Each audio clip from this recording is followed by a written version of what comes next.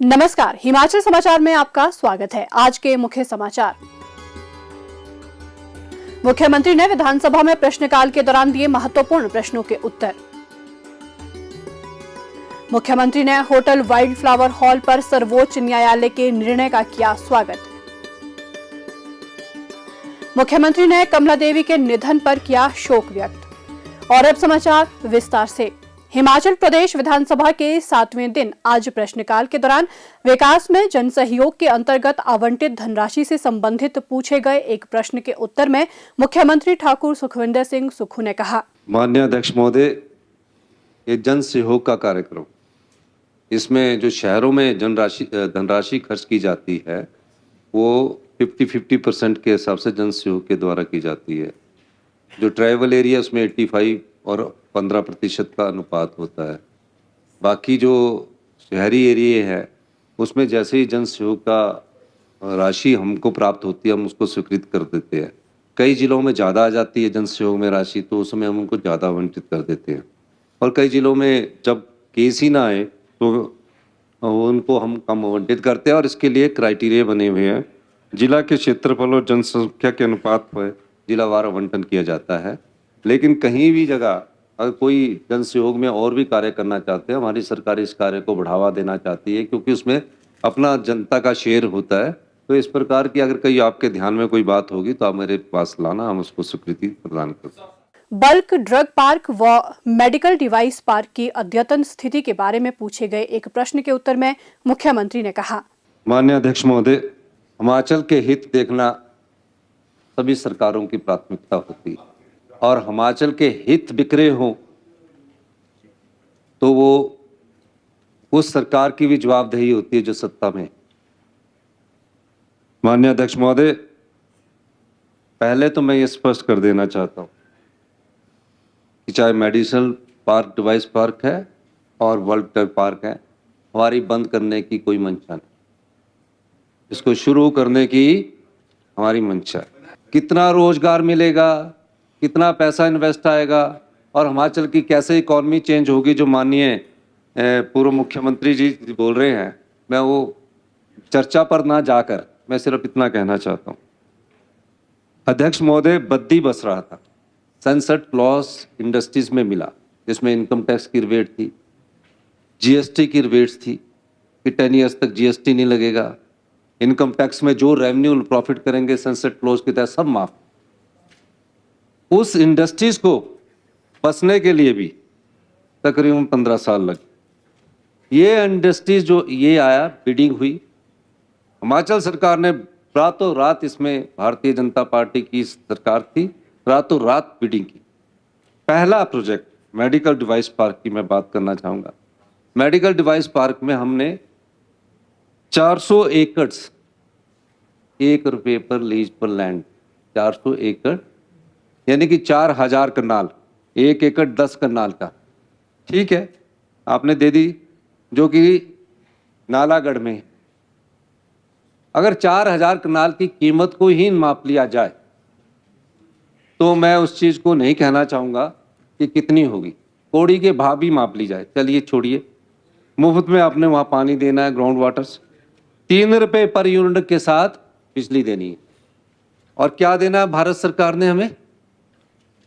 उसको डेवलप करने के लिए सिर्फ 100 करोड़ रुपया, वो डेवलप हुआ। कोई इंडस्ट्री भारत सरकार नहीं भेजेगी उस मेडिकल डिवाइस पार्क में कि ये इंडस्ट्रीज यहाँ लगेगी, कोई नहीं भेजेगी। वो हमारे को लानी पड़ेगी। जब ये दोनों प्रोजेक्ट आए, मैं नीति आयोग के सदस्यों से मिला, मैं जो एपीआई के इंडस्ट्रियलिस्ट है उनसे भी मिला, उनसे भी बात की। हम इस प्रोजेक्ट को आगे पर लेकिन हिमाचल की शर्तों के स्वरूप के अनुसार आगे बढ़ा रहे हैं। माननीय उद्योग मंत्री जी इसमें काम कर रहे हैं, मीटिंग्स हो रही है हमारी। और जब मेडिकल डिवाइस पार्क का पता किया तो हमने कहा ये 4000 एकड़ जगह जो है जिसमें भारत सरकार से अभी तक 100 करोड़ रुपया हिमाचल प्रदेश सरकार, हिमाचल की जनता का हम खर्च कर चुके हैं, हमारे को मिले सिर्फ 30 करोड़ रुपए और उसको अभी प्लेन करने में लगे हुए हम। चलिए, लेकिन उस दृष्टि से भी हम मेडिकल डिवाइस पार्क को बिल्डअप करेंगे, लेकिन अपनी शर्तों के साथ करेंगे जिसमें हिमाचल का हित होगा। फिर आया आपका वर्ल्ड ड्रग पार्क। हरोली में लगना है 1400 एकड़ लैंड, यानी कि 14,000 करनाल, 7,000 बीघा। उसको हमने 1 रुपये लीज पर देना है एक कॉन्ट्रैक्टर को। फिर वो आगे उसको सब कॉन्ट्रैक्ट करके वो प्लॉट बनाएगा, इंडस्ट्री लाएगा, ये लाएगा। उसमें 923 करोड़ रुपया भारत सरकार ने क्या देना है? भारत सरकार ने बोला कि ये प्रोजेक्ट लगा लो, हम तुमको 1000 करोड़ देंगे, लेकिन उसकी जब डीपीआर बन रही तो 923 करोड़ रुपया हिमाचल सरकार देगी, पानी हिमाचल सरकार देगी, और बिजली 3 रुपए पर यूनिट देगी। हम कितने की खरीद रहे हैं? 3 रुपए पर यूनिट। हम 7 रुपए पर यूनिट बिजली खरीद रहे हैं आपकी अक्टूबर से लेकर मार्च तक, यानी कि 4 रुपए वो भी घट। फिर आप आ जाइए जीएसटी, जिसकी इकोनॉमी की बात माननी है पूर्व मुख्यमंत्री जी कर रहे हैं। अध्यक्ष महोदय, 10 साल तक तो जीएसटी की बात छोड़ दीजिए, और जीएसटी कंज्यूमर स्टेट होने के बाद जो चीज हमारी वहां कंज्यूम होगी, एपीआई हमारे कंज्यूम नहीं होगी, एपीआई मेडिसिन उसमें यूनिट्स में कंज्यूम होगी, वहां जाएगी। मैं फिर भी इस मंच के माध्यम से आपको आश्वासन देना चाहता हूं, ये दोनों पार्क को बसाएंगे, अपनी शर्तों के हिसाब से बचाएंगे, अच्छी कंपनियां लाकर इसको विकसित करेंगे। हम इस दिशा में आगे बढ़ रहे हैं, लेकिन प्रदेश के इंटरेस्ट को जिस प्रकार से बेचने का प्रयास पिछली सरकार द्वारा किया गया है, जब मेरा रिप्लाई आएगा मैं कुछ चीजें आपके ध्यान में और लाऊंगा। और मैं ये भी बताना चाहता हूं कि हमारी सरकार यहां प्रदेश के आत्मनिर्भर बनाने के लिए, उनके हितों को बेचने के लिए बैठी है, और मैं दावे के साथ कह सकता हूं कि हम लोग इस दिशा में आगे बढ़े हैं। हमारा फर्स्ट फेज का कार्य इसमें अभी जल्दी पूर्ण होने वाला है, और बाकी जो भी हम करेंगे, हम सभा पटल पर सारी चीजों को लाने के लिए, इसलिए मैं खड़ा हूं कि मैं सभा पटल में तथ्यों को भी सामने रख सकूं, ये मैंने कहना है। मुख्यमंत्री ठाकुर सुखविंदर सिंह सुक्खू ने शिमला में होटल वाइट फ्लावर हॉल के संबंध में हिमाचल प्रदेश उच्च न्यायालय के निर्णय को बरकरार रखने के सर्वोच्च न्यायालय के फैसले का स्वागत किया है। मुख्यमंत्री ने कहा कि राज्य सरकार ने इस मामले की सशक्त तरीके से पैरवी की थी, जिसके फलस्वरूप प्रदेश सरकार के पक्ष में फैसला आया। सर्वोच्च न्यायालय ने प्रदेश के हितों को ध्यान में रखते हुए हिमाचल प्रदेश उच्च न्यायालय के निर्णय को सही ठहराया है। मुख्यमंत्री ने इस अनुकूल निर्णय का श्रेय सर्वोच्च न्यायालय के समक्ष प्रभावी तरीके से मामला प्रस्तुत करने के राज्य सरकार के प्रयासों को दिया। हमारी सरकार ने बड़ी मजबूती से अपना पक्ष रखा, हिमाचल के हितों का ध्यान रखा।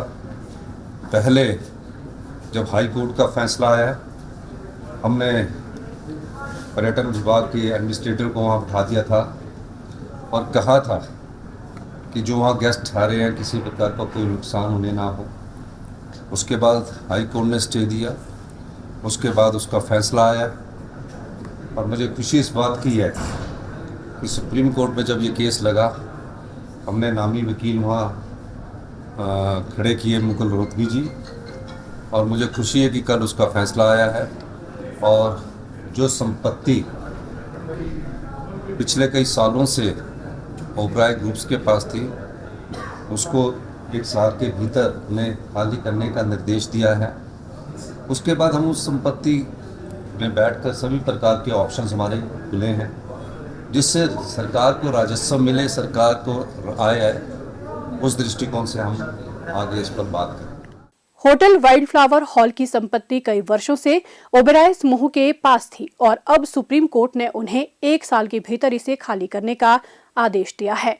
मुख्यमंत्री ने कहा कि राज्य सरकार संपत्ति का कब्जा मिलने के बाद इसके संबंध में भविष्य की कार्रवाई पर विचार विमर्श करेगी और हिमाचल के हितों के अनुरूप निर्णय लेगी।